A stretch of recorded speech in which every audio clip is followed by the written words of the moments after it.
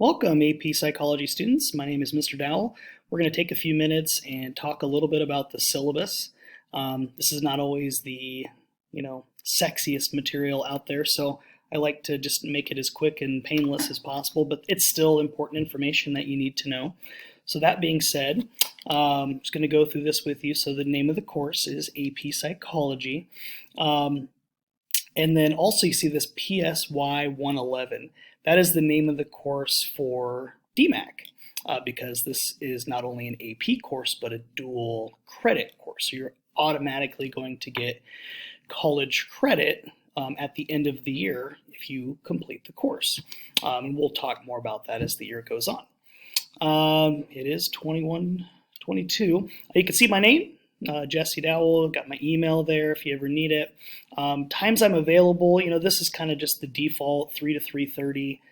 If you have other needs, we can usually make some kind of an appointment, but this is just kind of the default when I'm there. Before school is kind of tough for me. Got 3 kids at home. It's kind of hard to get in very early. Again, this is a 2-semester course, so make sure that you're signed up for both semesters. There might be some of you that are graduating early, and that's fine, but just it's a 2-semester course to get the entire credit. So I just want you to be cognizant of that. Course objectives, there's several of these here. A couple that I would point out is we want you to be able to apply psychological principles to your own life. My biggest goal is that, throughout the year, by the end of the year, you're able to kind of walk around and, you see something, you're like, boom, that's an example of this, or that's an example of that. I tell parents that my goal is that by the end of the year that you are like analyzing them with psych terms at the dinner table. And oftentimes they tell me, yes, that is actually happening. So we want you to be able to use what you're learning in here.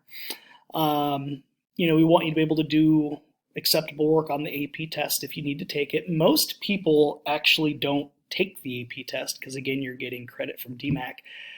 I think last year I had just a handful, single digits out of 200. So again, most people don't need to, and we want to have fun. Learning is important, but I think people learn more if they're having fun while they're doing it. So we're gonna try to make it as interesting as possible. Try to have a good time. So I'm very excited for the year to start.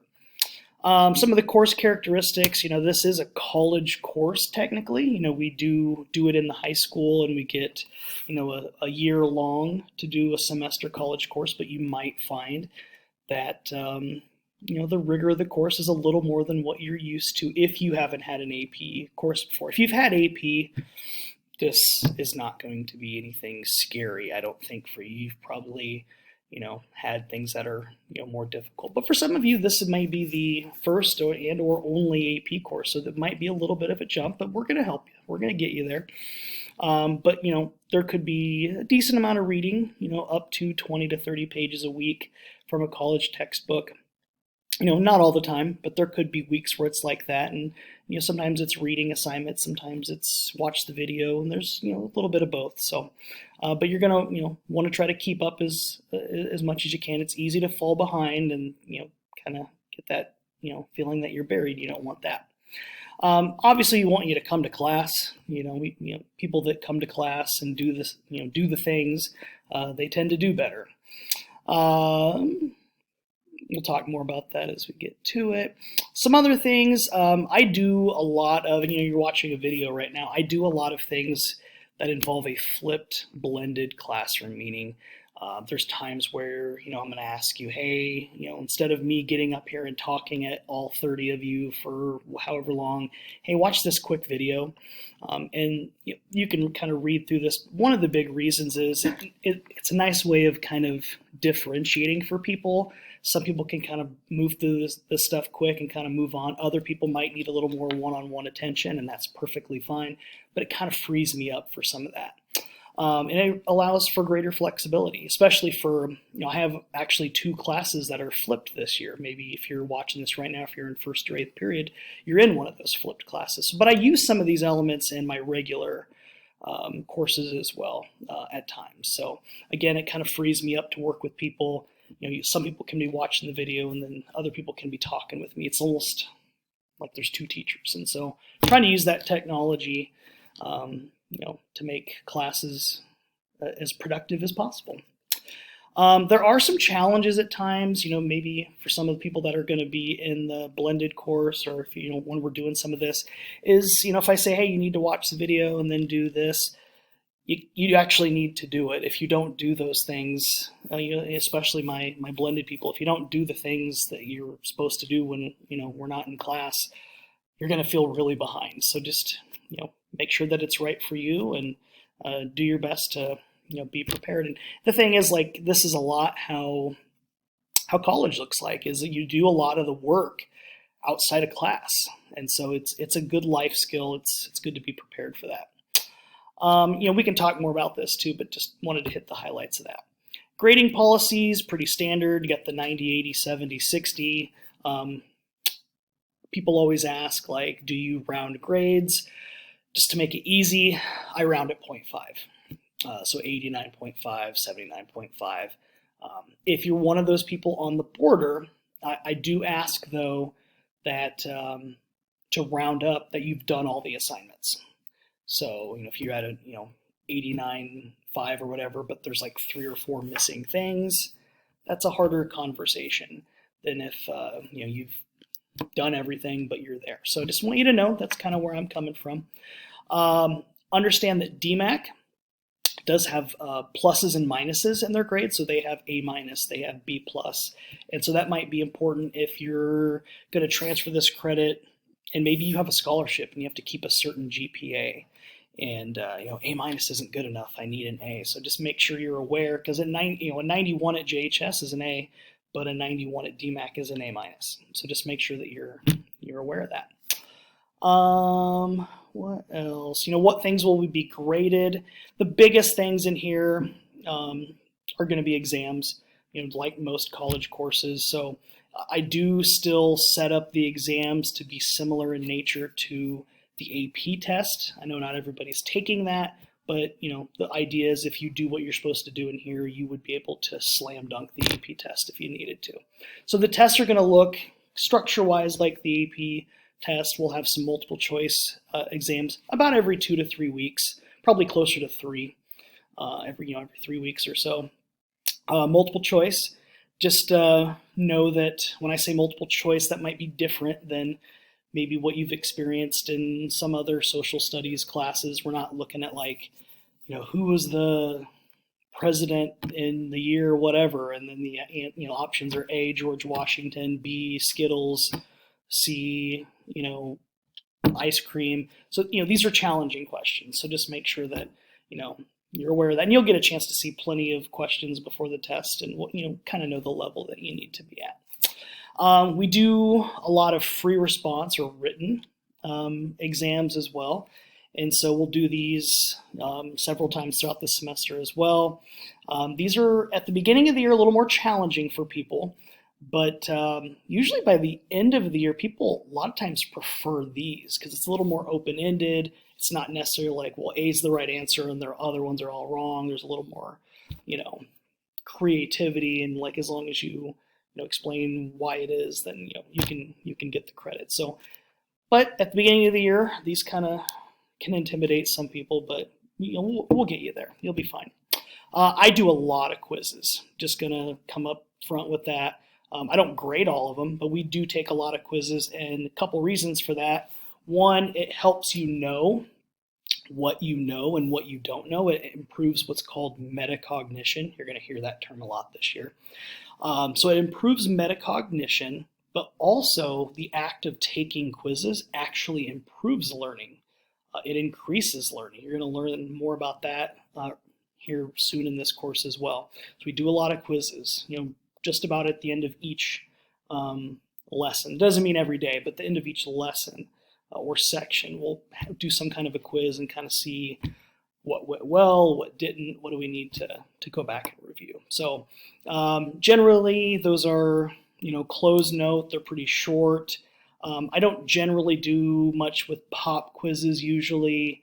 I put that in there that I reserve the right if I need to, but that's not usually a common thing.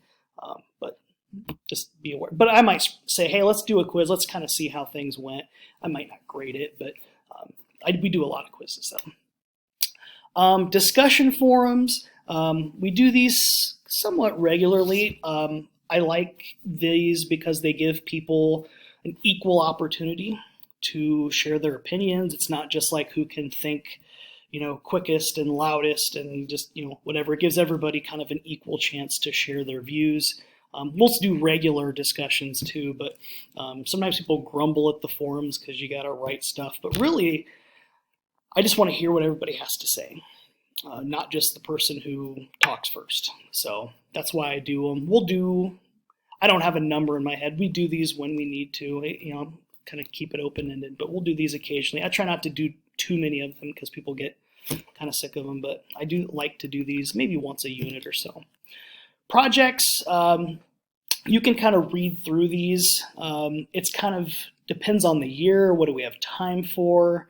We'll probably do some, like you'll create an experiment. That's one that people like to do. We'll look at our sleep patterns. There's a lot of things we might do. There's ones that might, maybe we don't get to this year, but just we do a few projects. We don't do one every unit or anything, but we'll do a couple throughout the year. And they're generally not difficult. They're more just like fun things that kind of expand on what we've already learned. Generally, these are fun things that people like. Note on homework, I don't give a lot of extra homework because the reading and just being prepared for class is generally enough, so we're not going to do a lot of worksheets and stuff, but really the homework again is just read or watch the video or both or whatever, be ready for class, be ready to talk about stuff, be ready for the quiz, that kind of stuff. Final exam, I do give final exams. We'll have one at the end of the semester that's over the first semester, and here's a quiz question. At the end of the year, we'll have one over the entire year. People kind of freak out about that, but I've been doing this for 15 years. I've taught this course for 15 years. We've done it like this every year. Everybody's lived. It's been fine. You're going to do great. And there's a curve too. Behavior rubric. I don't know if you remember this from a couple years ago, but this is a thing in our building. I just want you to know that it's if you forgot about it, this is something that the building still wants to do. So just know this is not like going to go on your transcript or your grade. It's just really kind of a way to report how students are doing to the student, to home. So just kind of be aware of that.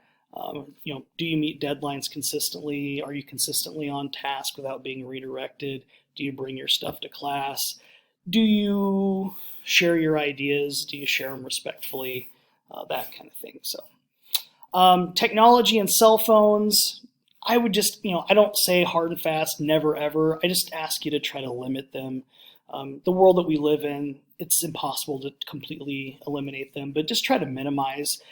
They do pull you off task. They do make it hard for you to kind of focus at times for, you being, people in general. So, and they can distract other people too. So just try to minimize it. And if you have a day where it's like, hey, I've got an important call, talk with me. We'll figure something out.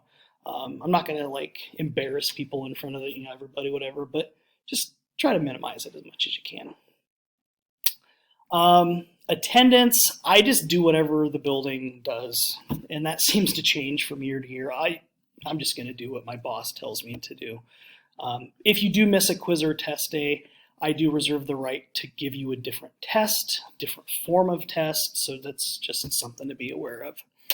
Retakes, they can be done for full credit. You got 3 weeks from the day people get their test back to do the retake, so should be plenty of time.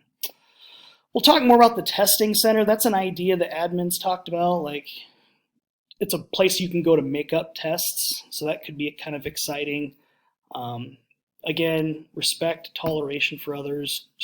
We live in very interesting times. So we're going to do our best to talk about tough subjects at times, but do it in a respectful way. So the rest of this stuff is just kind of tips for doing well, and then there's a course outline. I'm not going to read all that to you. You don't need to read it necessarily, but check it out. Please bring any questions to class. We'll talk about them, and then we'll do a quiz over it. Bye, guys.